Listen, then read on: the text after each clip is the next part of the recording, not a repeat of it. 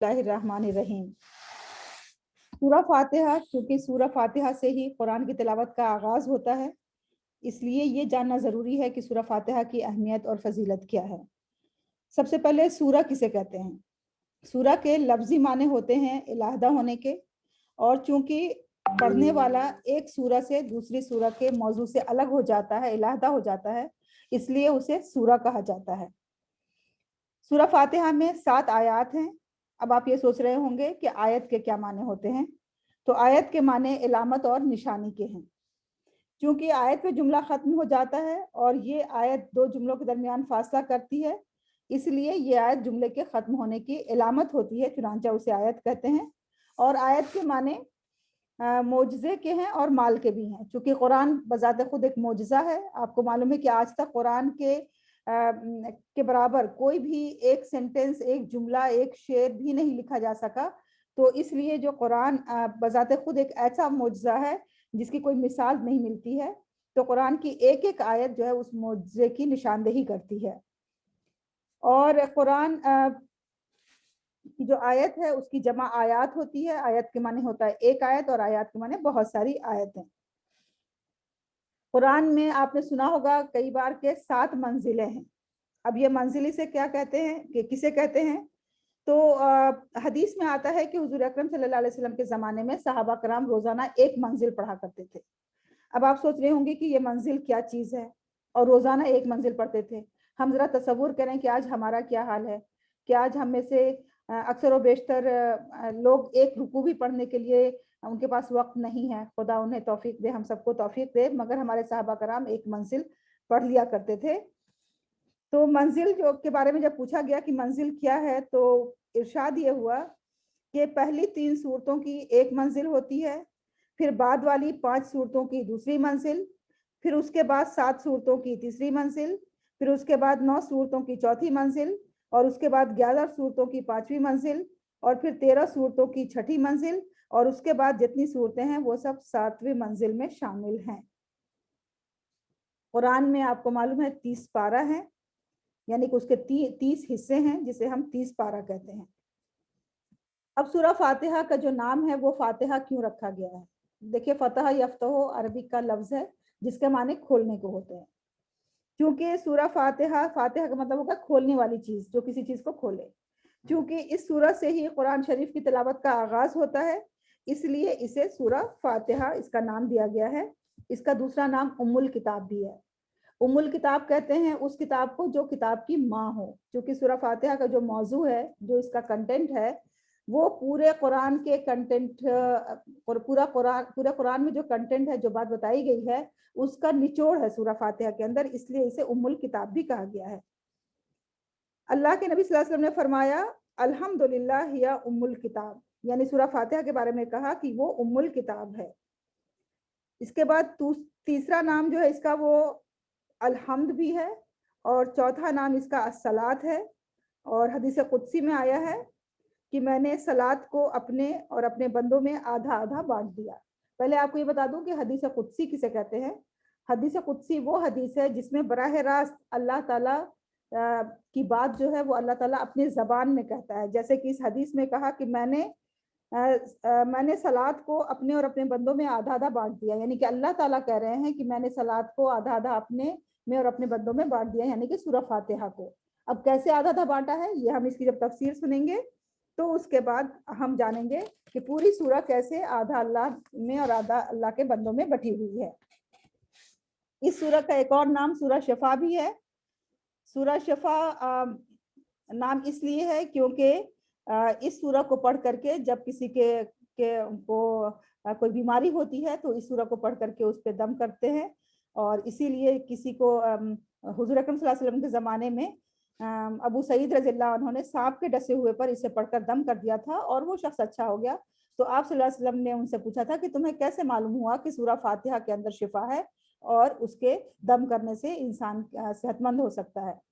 تو اس کا ایک نام شفا بھی ہے۔ اب اگر ہم اس کی فضیلت بیان کریں تو دیکھیے، فضیلت حدیث میں آتا ہے کہ حضور اکرم صلی اللہ علیہ وسلم نے حضرت ابو سعید رضی اللہ عنہ سے فرمایا کہ کیا میں تمہیں ایک ایسی سورہ نہ بتاؤں جو تمام صورتوں پہ بھاری ہے؟ تو انہوں نے کہا کہ جی اللہ کے حضور آپ ہمیں ضرور بتائیے. تو آپ نے فرمایا کہ اس کی قسم جس کے قبضے میں میری جان ہے، توریت، انجیل، زبور اور قرآن میں اس جیسی کوئی اور صورت نہیں. یہی سبع مثانی ہے، یہی وہ عظیم قرآن ہے جو مجھے ملا ہے. یہ اللہ اور اللہ بندے کے درمیان بٹی ہوئی ہے. تو یہ حضور اکرم صلی اللہ علیہ وسلم نے سورہ فاتحہ کے بارے میں ارشاد فرمایا ہے کہ یہ ایک ایسی سورہ ہے جو نہ صرف یہ کہ قرآن کے بارے میں، بلکہ انہوں نے توریت، انجیل اور زبور، ان تینوں جو آسمانی کتابیں ہیں قرآن سے پہلے نازل ہوئی ہیں، ان کا بھی ذکر کرتے ہوئے کہا کہ اس کے جیسی کوئی سورہ وہاں بھی موجود نہیں ہے، یعنی ان کتابوں میں بھی موجود نہیں ہے، اس کی اتنی فضیلت ہے. حضرت ابو سعید خدری رضی اللہ عنہ فرماتے ہیں کہ ہم مسافر تھے اور ایک جگہ ٹھہرے ہوئے تھے. اتنے میں ایک لونڈی نے آ کر کہا کہ اس علاقے کے سردار کو سانپ نے ڈس لیا ہے، اگر تم میں سے کوئی دم کر سکتا ہے تو کر آئے. آخرکار ایک صحابی اس کے ساتھ چلے. ہمیں معلوم بھی نہ تھا کہ انہیں دم کرنا بھی آتا ہے. انہوں نے کچھ پڑھ کر دم کر دیا. سانپ کا ڈسا ہوا اللہ کے حکم سے اچھا ہو گیا اور انعام میں 30 بکریاں دی اور ہم سب کو دودھ بھی خوب پلایا. تو یہ ہے اس سورہ فاتحہ کی شفا کہ اگر ہم سورہ فاتحہ کو سوچ کے، سمجھ کر کے اور تب اس سے پڑھیں، کیونکہ کوئی بھی چیز جب ہم بغیر سوچے سمجھے پڑھتے ہیں تو اس کا وہ فائدہ حاصل نہیں ہوتا ہے کہ جو فائدہ حاصل ہونا چاہیے. یہ قرآن جو ہمارے اور آپ کے ہاتھ میں اس وقت موجود ہے اور جس کے ہم پہلی سورہ کی تفسیر سن رہے ہیں، یہ قرآن اللہ کا ایک پیغام ہے جو ہمارے پاس آیا ہے. جیسے ہمارے پاس کسی کا SMS آتا ہے، واٹس ایپ آتا ہے، تو ہم کیسے اس کو کھول کے دیکھنے کے لیے بے چین ہو جاتے ہیں، اور کس طرح ہمارے اندر ایک تجسس پیدا ہوتا ہے کہ آخر ہم دیکھیں گے اس میں لکھا کیا ہے. اسی طرح سے قرآن اللہ کا ایک پیغام ہے. ہمارے دل میں تجسس ہونا بہت ضروری ہے، جس کے لیے ہمارے دل میں یہ احساس ہونا بہت ضروری ہے کہ ہم اللہ کے پیغام کو سمجھیں کہ اللہ ہم سے کیا کہنا چاہتا ہے. تو بہنوں، آپ کو یہ معلوم ہے کہ سورہ فاتحہ کا ہر نماز میں پڑھنا فرض ہے، اور اس کے لیے بہت ساری احادیث مذکور ہیں کہ بغیر سورہ فاتحہ کے کوئی نماز نہیں ہوتی ہے. جس نماز میں سورہ فاتحہ نہ پڑھی گئی وہ ناقص ہے، اور جس نمازی نے سورہ فاتحہ نہیں پڑھی اس کی نماز نہیں ہوئی. تو سورہ فاتحہ کو ہر نماز میں پڑھنا ضروری قرار دیا گیا ہے. اس کا مطلب یہ ہے کہ اس سورہ کی اہمیت اور فضیلت تمام دیگر سورتوں کے مقابلے میں بہت زیادہ ہے. جب ہم سورہ فاتحہ کی تلاوت شروع کرتے ہیں تو سب سے پہلے اعوذ باللہ من الشیطان الرجیم کہتے ہیں. اعوذ باللہ من الشیطان الرجیم کا مطلب ہوتا ہے کہ میں اللہ سے پناہ مانگتی ہوں شیطان مردود سے. یعنی جو شیطان مردود ہے، جس نے اللہ کو سے یہ وعدہ کیا ہے کہ میں قیامت تک آپ کے بندے کو بہکاؤں گا، اور اس نے کہا میں آگے سے بہکاؤں گا، پیچھے سے بہکاؤں گا، دائیں سے بہکاؤں گا، اوپر سے بہکاؤں گا، نیچے سے بہکاؤں گا. تو سب سے پہلے کوئی بھی نیک کام کرنے سے پہلے، کوئی بھی اچھا کام کرنے سے پہلے ہمیں اس سے اللہ کی پناہ مانگنی ہے، تاکہ شیطانی وسوسے میں آ کر کے ہم نے اگر ایک نیک خیال کیا ہے قرآن پڑھنے کا اور سمجھنے کا، تو کہیں ایسا نہ ہو کہ شیطانی وسوسے میں آ کر کے ہمارے دل سے وہ خیال، نیکی کا خیال پھر ختم ہو جائے، یا پھر ہمارے نیکی کی جو نیت ہے وہ ہماری نیکی کی نیت میں کچھ خلل پڑ جائے اور نیت میں ہمارے کوئی کھوٹ آ جائے. اس لیے ہمیں سب سے پہلے قرآن کی تلاوت کرنے سے پہلے اعوذ باللہ من الشیطان الرجیم پڑھنا ہے، جس کا مطلب ہوتا ہے کہ میں اللہ سے شیطان مردود کی شر سے پناہ مانگتی ہوں. اور پھر اس کے بعد ہم بسم اللہ الرحمن الرحیم کہہ کے اس کی تلاوت شروع کرتے ہیں. اعوذ کے حساب سے جیسے اعوذ ہوتا ہے میں پناہ مانگتی ہوں، اس کا مطلب ہوتا ہے اعوذ. تو آپ نے دیکھا ہوگا کہ اس طرح سے اور بہت ساری چیزیں ہمیں بتائی گئی ہیں. جیسے کہ ابھی بہن نے ایک دعا بتائی ہے ہم سب کو رمضان کے حوالے سے، تو اس میں بھی بہن نے یہی بتایا ہے کہ یا حیو یا قیوم برحمتک استغیث. اس میں استغیث کا صیغہ آیا ہے کہ ہم اللہ کی رحمت چاہتے ہیں اللہ سے. تو کئی جگہ ایسا ہوتا ہے کہ اعوذ کے لگا کر کے ہم اللہ سے پناہ مانگتے ہیں، جیسے اعوذ باللہ من الشیطان الرجیم، اعوذ باللہ السمیع العلیم من الشیطان الرجیم، پھر اللہم انی اعوذ بک من الشیطان، پھر استعیذ باللہ من الشیطان الرجیم. تو اس طرح آپ نے دیکھا ہوگا کہ یہ جو اعوذ کا صیغہ ہے اس کے ساتھ میں اللہ نے ہمیں بہت سارے ایسے کلمات سکھائے ہیں، بہت سارے ایسے فریزیں سکھائے ہیں جن سے ہم اللہ کی پناہ میں جا سکتے ہیں، شیطان مردود سے پناہ مانگتے ہیں. اس کے بعد پھر ہے بسم اللہ الرحمن الرحیم. بسم اللہ میں اس سے پہلے جو صیغہ ہے شروع کرنے کا کہ میں شروع کرتی ہوں وہ اس میں حذف ہے. بسم اللہ کا مطلب ہوتا ہے نام سے، بے کے معنی سے، اس مطلب نام اللہ کے، تو اللہ کا نام ہے، ذاتی نام ہے. تو بسم اللہ یعنی اللہ کے نام سے. الرحمن جو بڑا رحم والا ہے، الرحیم جو بڑا مہربان ہے اور نہایت رحم والا ہے. تو یہاں پہ میں شروع کرتی ہوں یا شروع کرتا ہوں، یہ یہاں پہ انڈرسٹوڈ ہے، یہ حذف کیا گیا ہے کہ ہمیں ذہن میں یہی سوچ لینا ہے کہ میں شروعات کر رہی ہوں اللہ کے نام سے جو بڑا رحمان اور رحیم والا ہے. اس کو نہ صرف یہ کہ قرآن کی تلاوت سے پہلے ہمیں پڑھنا ہے، بلکہ ہمیں ہر کام کو شروع کرنے سے پہلے اسے پڑھنے کا حکم دیا گیا ہے، تاکہ ہمارا جو بھی کام ہو وہ ایک بلیسڈ کام ہو جائے، وہ ایسا کام ہو جو اللہ کی مرضی کے مطابق ہو، جس میں اللہ کی مدد شامل حال ہو جائے. اس کے لیے یہ ضروری ہے کہ ہم ہر کام کو بسم اللہ سے شروع کریں، چاہے ہم کھانا کھا رہے ہوں، چاہے ہم کتاب پڑھ رہے ہوں، چاہے ہم کہیں باہر جا رہے ہوں، سلائی کڑھائی کر رہے ہوں، کوئی اور بھی کام کر رہے ہوں، کمپیوٹر پہ کام کر رہے ہوں، جتنے بھی جو بھی کام ہے، اگر وہ کام ہم کریں تو ہم بسم اللہ الرحمن الرحیم سے شروع کر کے اس کے بعد ہمیں اپنے کام کو کرنا ہے. فضائل بسم اللہ یعنی کہ بسم اللہ پڑھنے کی کیا کیا فضیلتیں ہیں. جو کام بسم اللہ الرحمن الرحیم کے بغیر شروع کیا جائے گا اس میں کبھی برکت نہیں ہوتی. جو شخص وضو کرنے سے پہلے شروع میں بسم اللہ پڑھے، اس کا نہ پڑھے اس کا وضو نہیں ہوتا.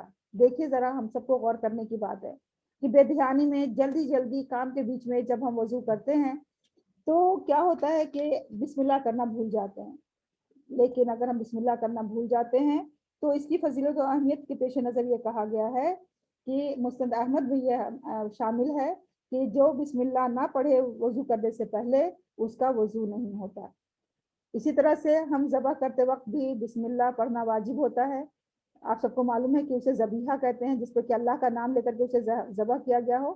بہرحال جتنے بھی کام ہم کرتے ہیں اس سے پہلے ہمیں تبرک کے لیے، اللہ کی مدد کے لیے اور قبولیت کی امید کے لیے، یعنی 3 چیزیں ہیں اس میں. ایک تو ہمیں تبرک اس سے حاصل ہو، اللہ کی مدد شامل حال ہو جائے، اور دوسرے کی جو کام ہم کر رہے ہیں اللہ تعالیٰ اسے قبولیت عطا کرے. اس کے مد نظر ہمیں بسم اللہ کا پڑھنا ضروری ہوتا ہے کسی کام کو شروع کرنے سے پہلے، اور یہی اسلامی طریقہ ہوتا ہے.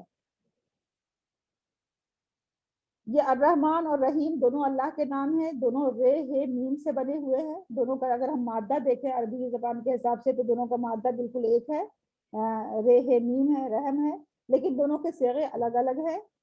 اور دونوں یہ مبالغہ کا صیغہ ہوتا ہے. مبالغہ کہتے ہیں کہ جب کسی چیز کو ہم بڑھا چڑھا کے کہتے ہیں. جیسے اگر ہم نے کسی کو کہا کہ وہ تو سخی انسان ہے، اور پھر ہم نے یہ کہا کہ وہ تو بہت بڑا سخی انسان ہے، تو جب ہم بہت بڑا سخی کہتے ہیں تو اسے ہم مبالغہ کہتے ہیں، وہ صیغہ مبالغہ ہوتا ہے.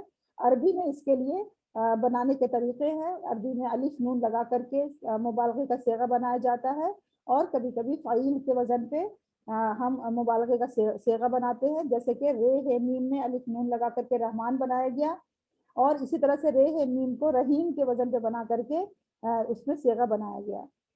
لیکن رحمان جو ہے جس میں الف نون لگایا گیا ہے اس میں رحیم سے زیادہ مبالغہ ہے، کیونکہ اس میں رحمان جو صیغہ استعمال ہوتا ہے الف نون کے ساتھ وہ زیادہ مبالغے کے ساتھ استعمال ہوتا ہے. تو اس میں جو رحمان اللہ تعالیٰ کی جو صفت ہے رحم کرنے کی، یعنی کہ ہمارے اوپر مرسی کرنے کی، ہمارے اوپر رحم کی نگاہ ڈالنے کی، یہ دنیا اور آخرت دونوں میں ہے. یعنی اللہ تعالیٰ نہ صرف یہ کہ دنیا میں ہم پہ رحم کرتا ہے بلکہ اللہ تعالیٰ ہم پہ آخرت میں بھی رحم کرے گا. اب دیکھیے اگر ہم غور کریں اللہ کی رحمت کو، اور ہم یہ غور کریں کہ اللہ کتنا رحمان اور رحیم ہے، تو ہم رات دن کتنے گناہ کرتے ہیں، کتنی ہم سے چھوٹی موٹی غلطیاں ہو جاتی ہیں. ہم نہ چاہتے ہوئے بھی بسا اوقات ایسے کام کرتے ہیں جو اللہ کو ناپسند ہے، لیکن اس کے باوجود دیکھیے اس کے کروڑوں بندے اس کی نافرمانی کرتے ہیں، اس کے باوجود اللہ تعالیٰ اسے اپنے رحمت کے سائے میں جگہ دیتا ہے، اور اللہ تعالیٰ اس کے باوجود اس کو جو اس کی بنیادی ضروریات ہے اسے محروم نہیں کرتا ہے، اور اسے اپنے رحمت کے سائے میں جگہ دیتا ہے. تو یہ اللہ کی جو رحمانیت ہے، یہ جو صیغہ استعمال ہوتا ہے رحمان الرحیم، جب بھی ہم بسم اللہ پڑھتے ہیں ہم اس صیغے کا استعمال کرتے ہیں. تو پیاری بہنوں، آج ہم یہیں تک اس کو رکھیں گے. سورہ فاتحہ کی اہمیت اور فضیلت، سورہ فاتحہ کے کیا کیا نام ہیں، سورہ فاتحہ کے کا آغاز ہم الرحمن الرحیم سے کرتے ہیں، اور اعوذ باللہ من الشیطان الرجیم بسم اللہ الرحمن الرحیم پڑھ کے سورہ فاتحہ کو پڑھتے ہیں. اب ایگزیکٹلی سورہ فاتحہ میں جب ہم سورہ فاتحہ کی تلاوت کرتے ہیں تو جیسا کہ حدیث میں بتایا گیا کہ یہ اللہ اور بندے کے درمیان بٹا ہوا ہے, تو وہ کس طرح بٹا ہوا ہے, کیا کیا اس کی کیا کیا اس میں جو ہم کلمات اللہ کے سامنے دہراتے ہیں ہر نماز میں, تو ہم کیا اللہ سے کہتے ہیں, کیا اللہ سے مانگتے ہیں, کیا اللہ کے سامنے گڑگڑاتے ہیں, کیا اللہ کے سامنے پیش کرتے ہیں, یہ بہت ضروری ہے جاننا. اور اس کو جاننے کے لیے آپ کل 3:30 بجے پھر ہمارے ساتھ یہاں پہ آئیں. انشاءاللہ ہم سورہ فاتحہ کی پوری تفسیر کل جانیں گے, اور اس کو جاننے کے بعد جب ہم نماز پڑھیں گے تو آپ سب محسوس کریں گے کہ کس طرح سے ہمارے نمازوں میں خشوع آ گئی ہے, خضوع آ گئی ہے, نمازوں میں ہم اللہ سے زیادہ قریب ہو گئے ہیں, اور ہم اللہ تعالیٰ سے اپنی محبت کو اور زیادہ اپنے دلوں میں استوار کر رہے ہیں. تو انشاءاللہ کل آپ سے پھر 3:30 بجے ملاقات ہوگی, اور آپ سب کا بہت بہت شکریہ. اللہ تعالیٰ ہماری اس کوشش کو قبول فرمائے. اور پروگرام کے آخر میں جیسا کہ میں نے اناؤنس کیا ہے کہ آپ سب کو سوالات کا موقع دیا جائے گا. اگر آپ کے ذہن میں کوئی سوال ہے تو آپ سوال کر سکتے ہیں. اب جیسا کہ میں نے آپ کو بتایا تھا کہ جو پروگرام کا تیسرا سیگمنٹ ہے وہ ہوگا ذکر صحابیات کا, جو مسرت صاحبہ پیش کریں گی. لیکن مسرت صاحبہ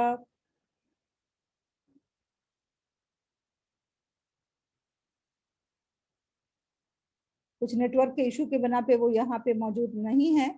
تو میں اب گزارش کروں گی اپنی بہنوں سے جو ہمارے ساتھ یہاں پہ موجود ہیں اور جو بہنیں لائیو دیکھ رہی ہیں, کہ اگر ان کے ذہن میں کچھ سوال ہے تو وہ اپنے سوالات ہمارے سامنے پیش کر سکتی ہیں. اور ہم سب, یا پھر رمضان کی اہمیت اور فضیلت کے بارے میں کچھ کہنا چاہتی ہیں, کچھ ان کے ذہن میں ایسے پوائنٹس ہیں جو آنا ضروری ہیں, تو برائے کرم آپ شیئر کریں.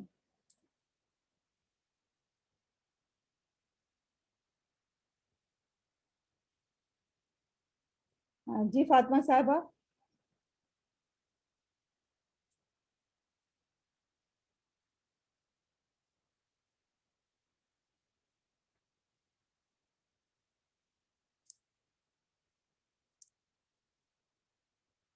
جی طلعت قریشی صاحبہ آپ ہمارے سامنے یہاں آ چکی ہیں. السلام علیکم طلعت صاحبہ, کیسی ہیں آپ؟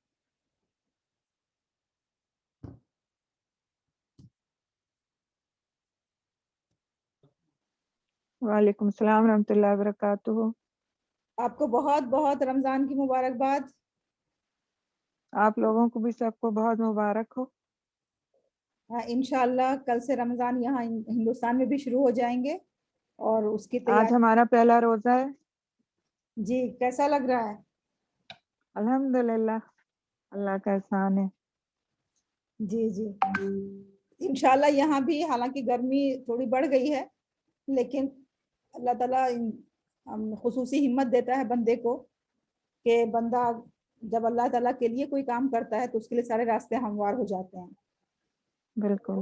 جی انشاءاللہ پھر کل یہاں بھی روزہ شروع ہوگا, اور اس کے بعد انشاءاللہ یہ سلسلہ پورے مہینے تک چلتا رہے گا. اور جو بہنیں ہمارا یہ پروگرام لائیو میں دیکھ رہی ہیں, انشاءاللہ وہ ہر دن 3:30 بجے ہمارے ساتھ رہیں گی, اور وہ آپ کے پیغام سے بھی مستفید ہوں گی, اور وہ جو ہم ان کے سامنے قرآن کی چھوٹی چھوٹی صورتوں کی جو چیزیں ہم ان کے سامنے پیش کریں گے اس سے بھی مستفید ہوں گی. جی فاطمہ. انشاءاللہ اللہ تعالیٰ اس کو بہت آسان کرے. آپ لوگوں کے لیے گرمی کا رمضان ہے, یہاں تو موسم اچھا ہے, روزے لمبے ضرور ہیں لیکن گرمی نہیں ہے. اللہ تعالیٰ آپ لوگ کے لیے آسان کرے, اور جو سلسلہ آپ نے شروع کیا ہے اس سے زیادہ لوگوں کو استفادہ کرنے کا موقع نصیب فرمائے. جی آپ کے یہاں کتنے گھنٹے کے روزے ہیں؟ ہمارے یہاں تقریباً 16 گھنٹے کا ہے روزہ. 16 گھنٹے؟ جی ہمارا روزہ تقریباً 8 بجے کھلے گا, اور صبح 5:15 بجے ہماری فجر ہوئی ہے. اچھا اچھا. اللہ تعالیٰ آپ لوگوں کو بھی ہمت دے, حوصلہ دے. اور کئی ممالک تو ایسے ہیں جن میں کہ اس سے بھی زیادہ گھنٹے ہوتے ہیں, اس سے بھی زیادہ آورس ہوتے جی ہیں. جی ابھی ہاں جی. فاطمہ صاحبہ ہمارے ساتھ ہیں. جی فاطمہ صاحبہ کیا کہہ رہی ہیں آپ؟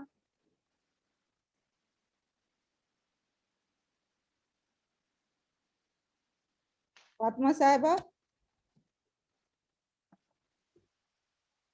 کیسی تیاری ہے آپ کی فاطمہ صاحبہ روزوں کی؟ کل سے روزے یہاں شروع ہو رہے ہیں. عائشہ صاحبہ آپ کی کیسی تیاری ہے روزوں کی؟ السلام علیکم ورحمۃ اللہ وبرکاتہ۔ वालेकुम अस्सलाम। जी फरमाए, कैसी तैयारी है आपकी? अल्हम्दुलिल्लाह, अल्लाह का शुक्र है, जोरों शोरों से तैयारी चल रही है। अल्लाह कबूल कर ले, अल्लाह हम सबको नेक हिदायत अता फरमा। जी जी ज़रूर इंशाल्लाह। तो आयशा, उम्मीद है कि हर दिन 3:30 बजे आपकी यहाँ शमूलियत रहेगी इस प्रोग्राम में। इंशाअल्लाह ताला। अच्छा आयशा, आयशा ये बताएं कि जैसे हम सब अपने, आप तो टीचर है ना स्कूल में, तो ये बताएं जैसे स्कूल में हम अपना एक टाइम टेबल बनाते हैं ताकि जो बच्चों के 6 घंटे होते हैं स्कूल में उसको हम अक्लमंदी के साथ इस्तेमाल कर सकें और बच्चों का वक्त ज़ाया नहीं हो। ऐसे जो हमारे पास रमज़ान के ये 29 या 30 डेज आए हुए हैं, जाहिर सी बात है कि ये बहुत अहम है, हम नहीं चाहेंगे कि इसका एक भी लम्हा ज़ाया हो। तो इसके लिए आप क्या बहनों को मशवरा देंगी कि वो रमज़ान के एक एक लम्हे को इस्तेमाल सही तरीके से कर सकें? तो कैसे, किस तरह से उनके लिए किस तरह का टाइम टेबल हो जिससे कि वो मुस्तफीज़ हो सकें? अल्हम्दुलिल्लाह, हम सब समझदार हैं माशाल्लाह से। हम रमज़ान में जो इबादत करते हैं वो गैर रमज़ान में जो इबादत करते हैं उससे 70 गुना दर्जे हमको ज़्यादा सवाब मिलता है। तो इस तरीके से हमको ये चाहिए कि हमारा एक एक लम्हा भी ज़ाया ना हो, बेशक सही बात है। और हमको ज़्यादा से ज़्यादा इस्तग़फ़ार पढ़ना चाहिए, दरूद शरीफ। जब भी हम पकाने जाते हैं, जो भी काम करने जाते हैं, तो उस वक़्त में हमारी ज़बान को ज़िक्र से तर रखना चाहिए। और हम ये टाइम टेबल बना लें कि सहर में जब उठ रहे हैं तो कम से कम 2 रकात, 4 रकात जितना भी हो सके तहज्जुद अदा कर लें। फिर उसके बाद सहर के बाद थोड़ा-सा आराम करके हम हर चीज़ में जब तक हम टाइम टेबल ना बनाएँ, निज़ामुल अमल ना करेंगे तो उसके ऊपर हम सही मुस्तफ़िद नहीं हो सकते। तो इसलिए हमको चाहिए कि टाइम टेबल बराबर बना लें। अगर हम टाइम टेबल नहीं भी बनाए तो तरतीब वाइज़ हमको काम करना चाहिए। थोड़ा-सा कुरान पढ़ लें, थोड़ा ज़िक्र कर लें। घर के भी मसरूफ़ियत रहते हैं, हम ख़वातीन को ज़िम्मेदारियाँ भी रहती हैं, तो उन सब को करते हुए हमारा काम है कि रमज़ान में हमारे वक़्त को ज़ाया ना होने दें। हमको अपने से अच्छे से अच्छी इबादत करें ताकि अल्लाह ताला हम सब के इबादतों को, हमारे सब अमाल को अल्लाह कबूल फ़रमाए। इंशाअल्लाह हम सब से उम्मीद है कि हम अच्छे से अच्छे अमल करें, शैतान को हावी होने ना दें। शैतान तो गायब रहता है लेकिन नफ्सुल अमल बाकी रहता है। नफ्स भी है हमारा, अरे नहीं आज थोड़ी देर हम ये कर लेंगे, थोड़ी देर नहीं, वैसा नहीं चाहिए हमको। जितना से ज़्यादा हो सके कसरत से तिलावत करें, कसरत से नमाज़, रोज़ा, कुरान में हम जितना भी हमारा वक़्त है हम उसको लगाते रहें जी ताकि हम जी जी हमको पता नहीं फिर रमज़ान मिले या ना मिले, क्योंकि इससे पहले गए साल लास्ट ईयर जितने भी हमारे साथ हमारे रिश्तेदार थे, दोस्त अहबाब थे, सारे जा चुके हैं, तकरीबन जा चुके हैं। आज मेरे पास सुबह अभी मैं ज़ोहर में तदफीन में जाके आई, मेरे रिश्तेदार का इंतकाल हो गया। 3 दिन पहले वालिदा का इंतकाल हुआ, आज बेटे का इंतकाल हो गया, आज ज़ियारत है माँ की, पता नहीं हमको कब बुलावा आ जाए। तो इसलिए हमको चाहिए कि रमज़ान की घड़ियों को, रमज़ान के लम्हों को एक-एक को कीमती जाने, उसके ऊपर अमल करें और उसको ज़ाय होने ना दें। हम अगर रमज़ान में एक भी सुन्नत छोड़ दें, एक भी फ़र्ज़ छोड़ दें, गैर रमज़ान में हम सारी उम्र भी हम रखेंगे तो उसका सवाब हमको मिलने वाला नहीं है। तो अल्लाह ताला हम सबको, सुनने वालों को और बोलने वालों को, दोनों को भी अमल की तौफ़ीक़ अता फ़रमाए। अल्लाह ताला हम सबको इस पर अमल करने की अल्लाह हिदायत अता करे। हम सब इस पर अमल करें और हमारी ख़ब्र का अल्लाह ताला मरने से पहले हमारे तमाम गुनाहों को माफ़ फरमा दे। हम यही दुआ करेंगे, रब्बी नग़फ़िर ली व लिवालिदैया व लिलमोमिनीना व लिउस्तादिया यौम यक़ूमुल हिसाब। कसरत से दुआएँ हम करते रहेंगे, इंशाअल्लाह हमारी दुआएँ अल्लाह ताला बहुत ज़्यादा कबूल करेंगे और हम मुस्तफ़िद होंगे इनसे इंशाअल्लाह ताला। और आप जो बयान रख रही हैं मैडम माशाल्लाह से बहुत अच्छा है। अल्लाह ताला आपको भी जज़ाए ख़ैर दे और कहने वालों को, सुनने वालों को अमल की तौफ़ीक़ अता फ़रमाए और हम सब इसके ऊपर अमल करेंगे इंशाअल्लाह और आगे भी इस सिलसिले को जारी रखेंगे इंशाअल्लाह सुम्मा इंशाअल्लाह। अल्लाह ताला हमको जज़ाए ख़ैर अता फ़रमाए और अमल की तौफ़ीक़ अता फ़रमाए। आप सल्लल्लाहु अलैहि वसल्लम की एक-एक सुन्नत को जानकर उसके ऊपर अमल करने की तौफ़ीक़ अता फ़रमाए। अल्लाह के एक-एक कहे के ऊपर हमको कुरान शरीफ को समझ कर पढ़ने की हिदायत अता कर। कुरान शरीफ के जो बहुत अंदर बहुत लिखा हुआ शुक्रिया। है, जी जी जी आयशा, बहुत बहुत शुक्रिया। आमीन सुमा आमीन। ये मैं आपके सामने एक वो शेयर कर रही हूँ, एक प्लानर शेयर कर रही हूँ। ये बहुत सारे ग्रुप्स में ये घूम रहा है, तो मुझे इसका डिज़ाइन भी अच्छा लगा और मुझे इसमें जो उन्होंने कंटेंट दिया है ये भी काफ़ी अच्छा है। تو انہوں نے پہلے شروعات کی ہے وہ حدیث سے، حدیثوں کی میں جو روزے کی فضیلت آئی ہے اس سے شروعات کی ہے. اس کے بعد پھر رمضان میں کیا ہمارا ایجنڈا ہونا چاہیے، ہمارا پریئر ٹریکر کیسے ہونا چاہیے، قرآن ٹریکر کیسے ہو، ڈیلی چیک لسٹ ہمارے پاس ہو. پھر رمضان سے پہلے ہمیں کیا کیا جو ہے نا وہ تیاریاں کر لینی ہیں، تو لسٹ آف دعا بنا لینی ہے. اس کے بعد ہمیں رمضان میں کون کون سی بکس پڑھنی ہے اس کو الگ نکال کے رکھ لینا ہے. پھر اپنی عبادت کا ایک گول بنا لینا ہے. اس کے بعد جو پیسے ہمیں چیریٹی کرنے ہیں اس پیسے کو بھی الگ نکال لینا ہے. اس کے بعد جو ہماری گندی عادتیں ہیں جیسے کہ ہم غیبت چغلی وغیرہ کچھ اگر کرتے ہیں خدا نخواستہ تو اس کو بھی ہمیں چھوڑ دینا ہے. اس کے بعد پھر ہمیں اپنے ڈائٹ پہ جو ہے نا وہ دیکھنا ہے، اپنے گھر کو کلین کرنا ہے، اور رمضان کا مینیو بھی تیار کرنا ہے جو کہ ماڈریٹ ہونا چاہیے. بہت زیادہ وہ نہیں ہو کہ اتنا زیادہ وہ ہو کہ لگے کہ کھانا نہیں، فاسٹنگ نہیں فیسٹنگ کا مہینہ آ گیا ہے، اور نہ ہی اتنا مفلس ہو کہ ہمارا جسم کمزور ہو جائے. تو ماڈریٹ اس میں رکھنا ہے. پھر گروسری سب خرید لینا ہے تاکہ رمضان میں وقت ضائع نہ ہو سکے. اور جو بھی شاپنگ کرنی ہے، عید کے کپڑے لینے ہیں، بچوں کے کپڑے لینے ہیں، جوتے لینے ہیں، یہ سب ساری چیزیں ہم پہلے ہی کر لیں تاکہ رمضان کے ایک ایک لمحے کو ہم اچھی طرح سے گزار سکیں. اس کے بعد جو ہے وہ روزے کو کیسے ہمیں ڈیٹ سے شروعات کرنی ہے، بریک کرنا ہے، کیونکہ کھجور ہمیں بہت تر و تازہ بھی رکھتا ہے، اور کوشش کرنا چاہیے کہ سحری میں بھی ہم وہی کھائیں، کھجور ضرور کھائیں. اور اس کے بعد یہ دعائیں ہیں جس سے ہم روزے کو افطار کر سکتے ہیں. اور اس کے علاوہ اور جو ایک کامن دعا ہے جو ہم سب پڑھتے ہیں اس سے بھی کر سکتے ہیں، اللہم لک صمت وبک آمنت وعلیک توکلت وعلی رزقک افطرت، اس سے بھی کر سکتے ہیں، اور اس دعا سے بھی کر سکتے ہیں، اس کے روزے کو بریک کر سکتے ہیں. اس کے بعد پھر یہ ہے کہ ہاں اب یہ کہ ڈیلی ہر دن جو ہے وہ ایک حدیث پڑھیں، ہر دن ایک اچھا کام کریں، اپنے نمازوں کا جو ہے نا ٹریکر رکھیں کہ تمام نمازیں ہماری صحیح طریقے سے ہوئی، ہم نے اس میں کتنی سنت، کتنی وتر، کتنی ادا کیے. اس کے بعد قرآن ٹریکر ضرور رکھیں کہ کتنے ہم نے قرآن میں کتنے ورسز، کتنی سورہ پڑھی، کتنا جز پڑھا ہم نے، مارننگ اذکار ہم نے کیا کیا کیے، ایوننگ اذکار کیا کیا کیے. اس کے بعد استغفار کم سے کم 70 بار پڑھا کہ نہیں پڑھا. تو اس کے بعد الحمدللہ ہم نے جو ہے وہ کتنی بار پڑھا ہے. اس کے بعد صدقے میں ہم نے کیا دیا، ہر دن ایک نہ ایک ایکٹ آف کائنڈنس کیا کہ نہیں. تو اس طرح سے اگر ہم یہ ٹریکر اپنے پاس رکھتے ہیں تو اس سے کیا ہوتا ہے کہ ہم ہر دن کے حساب سے اس میں سے کوئی کام چھوٹ نہ جائے، وہ تمام چیزیں ہمارے پاس یہ ٹریکر کے طور پہ رہتی ہیں. تو میں تو یہی کہوں گی کہ ہر کوئی اپنے موبائل میں اس کو رکھ لے. آج کل تو ٹیکنالوجی کا زمانہ ہے، وہ موبائل میں رکھ لیں، اور اس کے بعد پھر ہر دن ٹریک کرتے رہیں کہ ہم نے کیا نیکیاں کی ہیں اس مہینے میں، اور ہم نے کتنا ثواب کمایا ہے. اور کوشش ہونی چاہیے کہ زیادہ سے زیادہ وقت کا استعمال ہو سکے.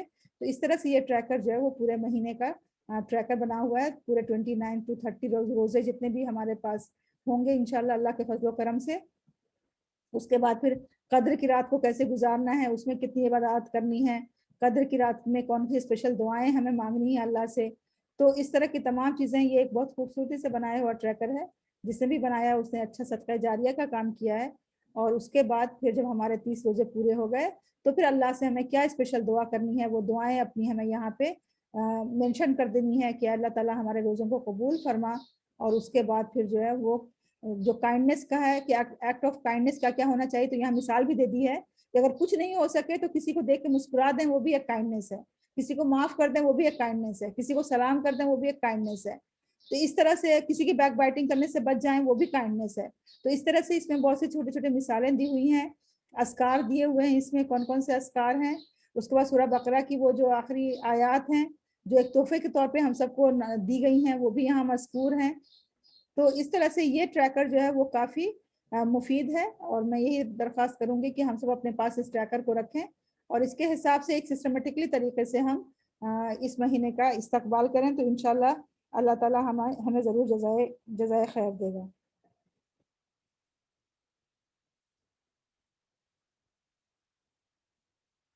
ہماری کچھ بہنیں جو لائف پہ ہیں وہ زوم کے اندر آنا چاہتی ہیں لیکن بہرحال نہیں آ پا رہی ہیں کچھ ٹیکنیکل ایشوز کی بنا پہ.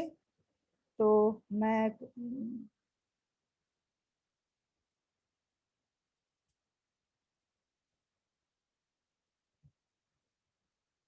اپنا موبائل نمبر شیئر کر دیتی ہوں یہاں پہ، تاکہ موبائل نمبر سے وہ ہم سے کانٹیکٹ کر لیں، اور ہم روزانہ ان کو روزانہ کے حساب سے یہ بھیج دیا کریں گے. کیونکہ پاس ورڈ اور اس کا جو لنک ہے زوم کا وہ سیم ہے ہر دن، کچھ اس میں الگ نہیں ہے. ایوری ڈے ہم سیم لنک سے آئیں گے اور سیم لنک سے ہی ہم پروگرام کریں گے. تو اس لیے بہنوں کو کوئی دقت نہیں ہوگی اس میں. یہ جو ہم نے زوم کا لنک کریٹ کیا ہے وہ ہر دن کے لیے سیم ہے, تو انشاءاللہ پھر بہنوں کو کوئی پریشانی نہیں ہوگی.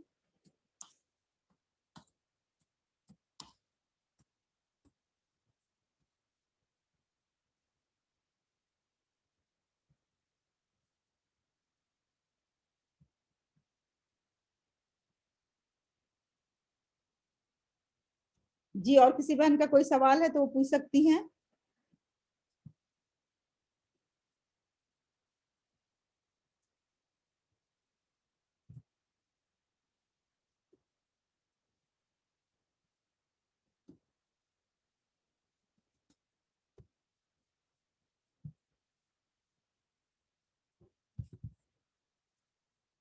مسرت حسین صاحبہ آپ فرمائیں, آپ کی تیاریاں کیسی چل رہی ہیں؟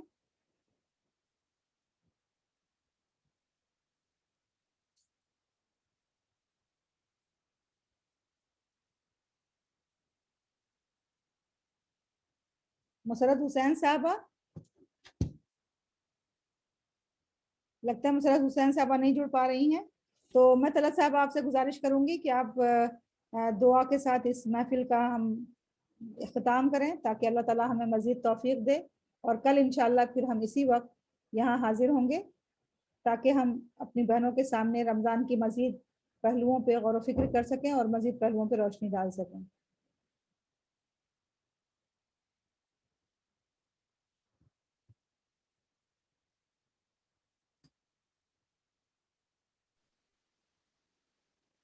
السلام علیکم ورحمۃ اللہ وبرکاتہ. وعلیکم السلام. الحمدللہ پروگرام تو ماشاءاللہ آپ نے بہت اچھا اس کا آغاز بھی کیا اور بہت مفید باتوں سے سب کو روشناس کرایا. واقعی آپ نے جن چھوٹی چھوٹی جزیات کو شروع میں لے لیا کہ سورت کسے کہتے ہیں اور آیت کسے کہتے ہیں اور آیات سے کیا مطلب ہے, یہ بہت ضروری تھا, کیونکہ بس اوقات ہم بڑی بڑی باتوں پر چلے جاتے ہیں لیکن وہ چھوٹی چھوٹی سی چیزیں ہمیشہ کے لیے رہ جاتی ہیں. اور اگر کوئی ہم سے سوال کر لے اس کے بارے میں کہ آپ کے یہاں سورت سے کیا مطلب ہے یا آیت کا کیا مطلب ہے, تو ہمارے یہاں اس سے بھی اس کے بارے میں بھی لوگوں کو پتہ نہیں ہوتا, اور پھر اس سے ایک بہت بڑی غلط فہمی ان لوگوں کے اندر آتی ہے جو سمجھنا چاہتے ہیں کہ آخر ایک مسلمان کو اگر اتنی سی بات کی سمجھ نہیں ہے کہ آیت کیا ہوتی ہے, سورت کیا ہوتی ہے, تو پھر وہ اپنی کتاب کو سمجھتا کس طرح ہوگا.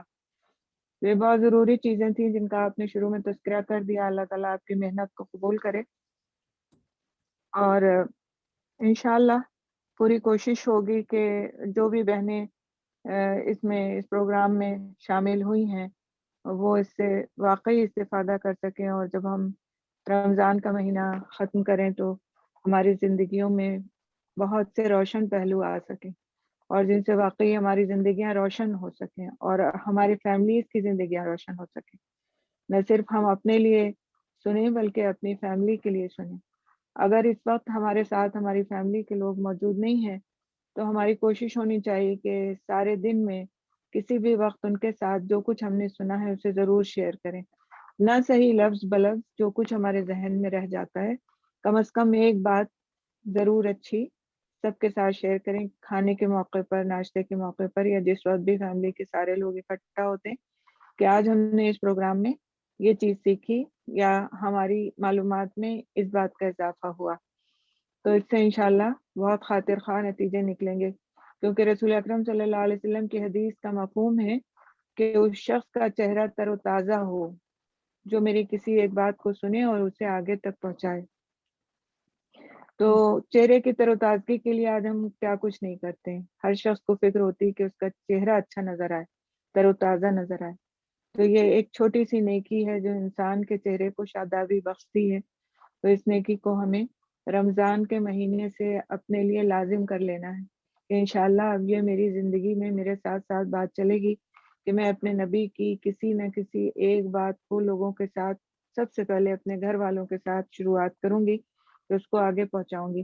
ہوتا کیا ہے کہ ہم یہ فکر کرتے ہیں کہ ہماری بات بہت بڑے پیمانے پر آگے جائے اور اس کے چکر میں ہم اپنے گھر والوں کو پیچھے چھوڑ دیتے ہیں. تو شروعات جو ہے وہ ہمیشہ گھر سے ہونی چاہیے. جب بات گھر سے چلتی ہے تو وہ زیادہ باثر بھی ہوتی ہے اور زیادہ دیر پا بھی ہوتی ہے. اور اس میں جب گھر والے ہمارے ساتھ ہو جاتے ہیں تو ہوتا یہ ہے کہ بات کو کرنا زیادہ آسان ہو جاتا ہے, ہمارے لیے ماحول سازگار ہو جاتا ہے. ہم پڑھنے پڑھانے میں بھی ان کی مدد حاصل کرتے ہیں اور اسی طرح سے دوسرے اور کاموں میں بھی وہ ہمارے مددگار ہو جاتے ہیں. تو گھر والوں کو لے کر ساتھ چلے, میرا یہی پیغام ہے. اور آج انشاءاللہ اپنی اس محفل میں ہم دعا کر لیتے ہیں کہ اللہ تعالیٰ تو نے ہمیں اپنے کرم سے جب اس مہینے کو نصیب کیا ہے اور ہمیں عطا فرمایا ہے, اور یہ تیرا اتنا بڑا انعام ہے کہ اس کا ہم شکر نہیں ادا کر سکتے, تو اللہ تعالیٰ تو ہمارے لیے اس کو بامقصد بنا دینا اور اس سے ہماری آخرت کو سنوار دینا اور ہماری دنیا کو بہترین کر دینا, اور اس سے ہمارے لیے ہر آنے والے اخروی مرحلے کو جو قبر سے شروع ہو کر اور قیامت تک ہوگا, اللہ تعالیٰ ہمارے لیے آسان کر دینا, ہمارے لیے اور ہر مسلمان کے لیے جو اس وقت غفلت میں پڑے ہوئے ہیں, جو اس وقت ہم میں موجود نہیں ہیں, جو یہاں سے اس دنیا سے جا چکے ہیں, ان سب کے لیے اللہ سبحانہ تعالیٰ تو آسانیاں فرما دے اور ان کے درجات کو بلند فرما دے. جو چلے گئے اور جو اس دنیا میں ہیں ان کے لیے سہولتیں اور آسانیاں اور ہدایت کی راہوں کو آسان کر دے. آمین آمین. سبحان اللہ بحمدہ, سبحانک اللہم بحمدک, نشہد ان لا الہ الا انت, نستغفرک ونتوب الیک. اللہم صلی وسلم وبارک علی نبینا محمد صلی اللہ علیہ وسلم.